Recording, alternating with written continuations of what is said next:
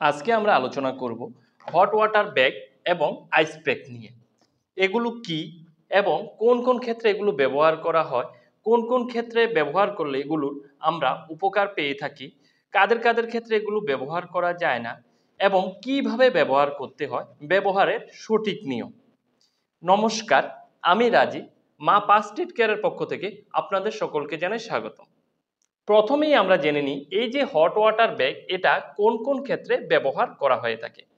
Chronic বা অনেক দিন ধরে যাদের কোমরে ব্যথা, ঘাড়ে ব্যথা, পিঠে ব্যথা, গিঁটে ব্যথা, পেশি শক্ত হয়ে যাওয়া, ঠান্ডা লাগা, শরীরের কাঁপুনি, তাছাড়া মাসিকের যে পেট ব্যথা, সেই ক্ষেত্রে যদি আমরা সঠিক উপায়ে এবং নিয়ম অবলম্বন করে এই হট ওয়াটার ব্যাগটা ব্যবহার করতে পারি, তাহলে কিন্তু আমরা এই সমস্ত ব্যথার ক্ষেত্রে উপকার পেয়ে থাকি। এই যে হট ওয়াটার ব্যাগটা এটা আমাদের শরীরে কিভাবে কাজ করে থাকে। এই হট ওয়াটার ব্যাগটা আমাদের শরীরের যে রক্ত সঞ্চালন সেটাকে বাড়িয়ে তোলে, আমাদের শরীরের যে পেশি সেগুলোকে শিথিল করে, তাছাড়াও আমাদের যে বিভিন্ন ব্যথা ও খিঁচুনি সেগুলোকে কমিয়ে থাকে। এটা ব্যবহারের নিয়ম হলো, প্রথমে জলকে ফুটিয়ে নিন ভালোভাবে, ফুটিয়ে গরম করে নেওয়ার পর ফুটন্ত জলটাকে একটু ঠান্ডা করে তারপর সেটাকে এই ব্যাগের ভিতরে ভর্তি করে নিন। ব্যাগটা কিন্তু সম্পূর্ণভাবে জল দিয়ে ভর্তি করবেন না। এই ব্যাগটার 2/3 বা তার থেকেও কম জল নিয়ে ব্যাগটার যে মুখটা থাকে সেটাকে ভালোভাবে লাগিয়ে দিতে হবে। মুখটা এমনভাবে লাগাবেন যেন জলটা লিক না করে। কেন ব্যাগটা জল দিয়ে ভর্তি করবেন না সেটা আমি আপনাদের দেখিয়ে দিচ্ছি। এই যে দেখুন, ব্যাগটাতে আমি এখন জল দিয়ে ভর্তি করে নিয়েছি।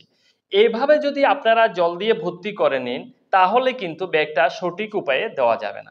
এর কারণটা হলো, দেখুন আমার ধরুন এই জায়গাটাতে ব্যথা করছে, তাহলে আমি ব্যাগটাকে এইভাবে ধরতে পারবো, কিন্তু ব্যাগটাকে এইভাবে ঘুরিয়ে দিতে পারবো না, অর্থাৎ ব্যাগটাকে এমন করতে পারবো না, এমন মাঝখান দিয়ে বা মধ্যে দিয়ে এইভাবে ভাগ করতে পারবো না, কারণ আমি ব্যাগটার মধ্যে যে জলটা নিয়েছি সেটা নিয়ে ব্যাগটাকে ভর্তি করে নিয়েছি। তাই ব্যাগটাতে জল 2/3 বা তার থেকেও কম নিতে হবে। এবার আমি দেখিয়ে দিচ্ছি 2/3 জল নিলে বা তার থেকে একটু জল যদি আমরা কম নিই তাহলে সেটা কিভাবে আমরা দিতে পারি এবং যে কোনো জায়গাতে আমরা ব্যবহার করতে পারি। ব্যাগটাতে 2/3 এর থেকে একটু কম জল নিয়েছি। এবার এটা সুবিধাটা দেখুন আপনারা, ধরুন আমার এই জায়গাটায়, হাতের এই জায়গাটায় ব্যথা করছে, তাহলে আমি ব্যাগটাকে এইভাবে দিয়ে দিলাম। কিন্তু আমরা যদি ব্যাগটা জল ভর্তি করে নিয়ে নিই তাহলে কিন্তু এইভাবে ব্যাগটাকে ফোল্ড করা বা মধ্যে দিয়ে ভাগ করা যাবে না। তাই এই যে হট ওয়াটার ব্যাগ এটাতে জল নেওয়ার সময় সব সময় 2/3 বা তার থেকেও কম জল নিতে হবে, তাহলে সঠিক উপায়ে ব্যাগটা ব্যবহার করা হবে বা ব্যবহার করা যাবে। এবং মুখটাকে সবসময় টাইট করে আটকিয়ে নিতে হবে যেন জল লিক না করে। এই হট ওয়াটার ব্যাগটা ব্যবহারের ক্ষেত্রে আপনাদের যে বিষয়গুলো মাথায় রাখতে হবে বা যে সতর্কতাগুলো অবলম্বন করতে হবে সেগুলো হলো, ব্যাগটা কখনো ভর্তি করে আপনারা জল নেবেন না। সেই সাথে যখনই আপনারা গরম করবেন জল ব্যাগটাতে নেওয়ার জন্য, ফুটন্ত জলগুলো কিন্তু ব্যাগটাতে নেবেন না, সেই ক্ষেত্রে ব্যাগটা ফেটে যেতে পারে। তাই জলটাকে একটু ঠান্ডা করে তারপর ব্যাগে নিতে হবে। তাছাড়া যে সমস্ত ডায়াবেটিস রোগী আছে তারা কিন্তু, বা সুগারের রোগী, এই হট ওয়াটার ব্যাগটা ব্যবহার করতে পারবে না। যাদের ত্বকের যে অনুভূতি থাকে, অনেক রোগী থাকে যাদের ত্বকের অনুভূতি কমে যায়, তারাও কিন্তু এই ব্যাগটা ব্যবহার করতে পারবেন না। তাছাড়া গর্ভবতী মায়েরা বা বাচ্চারাও এই ব্যাগটা ব্যবহার করতে পারবেন না। এই ব্যাগটা ব্যবহারের সময় কিন্তু আপনারা মাথায় রাখবেন, ব্যাগটাকে একটা কাপড় দিয়ে মুড়িয়ে তারপর আপনারা ব্যবহার করবেন। সেক্ষেত্রে কি হবে, আপনাদের ত্বকের কোনো ক্ষতি হবে না। এবার আপনারা আমার হাতে যেটা দেখছেন সেটা হলো আইস জেল প্যাক। এটা আমরা প্রথমে ফ্রিজে রেখে দিই, তারপর আমাদের যখন প্রয়োজন হয়, অর্থাৎ অ্যাকুয়েট বা হঠাৎ করে আমরা যদি পরে গিয়ে ব্যথা পাই বা কোনো একটা জায়গায় ফুলে যায়, তাছাড়া হাত বা পা যদি আমাদের মচকে যায় পরে গিয়ে সেই ক্ষেত্রে, বা দাঁতের ব্যথা বা মুখ ফুলে গেলে, মাথা ব্যথা বা মাইগ্রেনের ব্যথা, এই সমস্ত ক্ষেত্রে এই আইস জেল প্যাকটা ব্যবহার করা হয়ে থাকে। এই সমস্ত ক্ষেত্রে এই আইস জেল প্যাকটা ব্যবহার করলে সেই ক্ষেত্রে আমরা উপকার পেয়ে থাকি।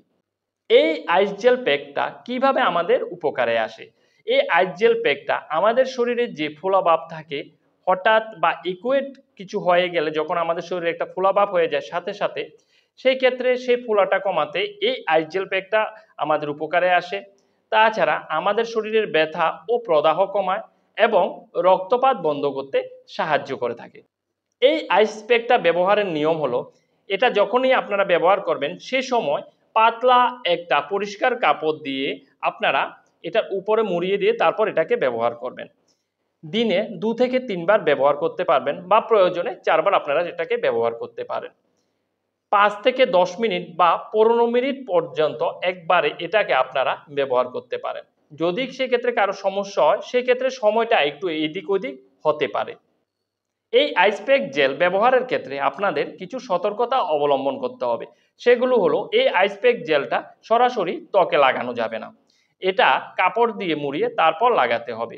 কারোর যদি ঠান্ডা অ্যালার্জি থাকে তাদের ক্ষেত্রে এটা ব্যবহার করা যাবে না। হঠাৎ করে কেটে গেলে অর্থাৎ ক্ষত জায়গা এই আইস প্যাক জেল লাগানো যাবে না। বাচ্চাদের ক্ষেত্রে আইস প্যাক জেল ব্যবহার করার পূর্বে অবশ্যই চিকিৎসকের পরামর্শ নিতে হবে ছোট বাচ্চাদের ক্ষেত্রে। তাছাড়া যাদের শরীরে রক্ত চলাচলের সমস্যা আছে তারাও কিন্তু এই আইস প্যাক জেল ব্যবহার করবেন না। আমাদের মা ফার্স্ট এইড কেয়ার কোনো ধরনের ওষুধ খাওয়ার জন্য কাউকে পরামর্শ দেয় না বা কোনো চিকিৎসা সংক্রান্ত পরামর্শ কাউকে দেয় না। আপনাদের যে কোনো শারীরিক সমস্যায় অবশ্যই চিকিৎসকের পরামর্শ নেওয়া অত্যন্ত প্রয়োজন। সকলে ভালো থাকুন, সুস্থ থাকুন। আগামীতে আপনাদের জন্য এমন আরও ভিডিও নিয়ে আপনাদের পাশে থাকার চেষ্টা করব। নমস্কার।